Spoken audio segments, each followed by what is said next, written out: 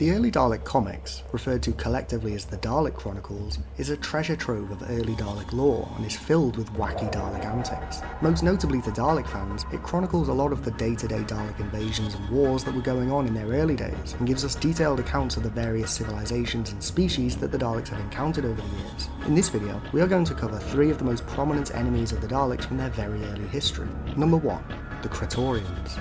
The Cetorums were notable for being one of the first alien species the Daleks ever encountered, as a Cetourian ship carrying human slaves landed on Skaro during the early phase of the Daleks' development, at a time when they had constructed a huge city on Skaro but had not yet developed space travel. The Cetourian leader, Kest, wanted to harvest Skaro's resources, but the Daleks kidnapped one of his slaves and tricked her into believing that they were sympathetic to her plight. This lured Kest to the Dalek city, where he attempted to bargain with the Daleks, offering to trade the secrets of space travel for the treacherous slaves. However, one of Kest's underlings betrayed him, offering the Daleks the secret of space travel without any stipulations. Taking advantage of the distraction, Kest's slaves stole his ship and escaped Skaro. But this was of no matter to the Daleks. They had what they needed, and though Kest and his underling later died, they had been able to harvest from them the secrets of spaceflight, allowing the Daleks to expand their frontier to new worlds. Number 2. The Amorales.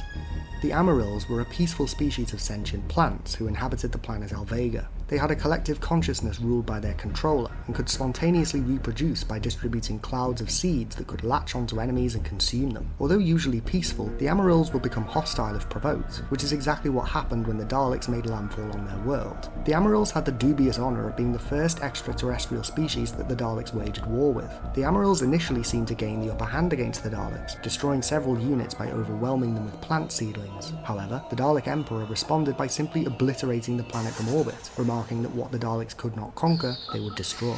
Number 3. The Monstrons.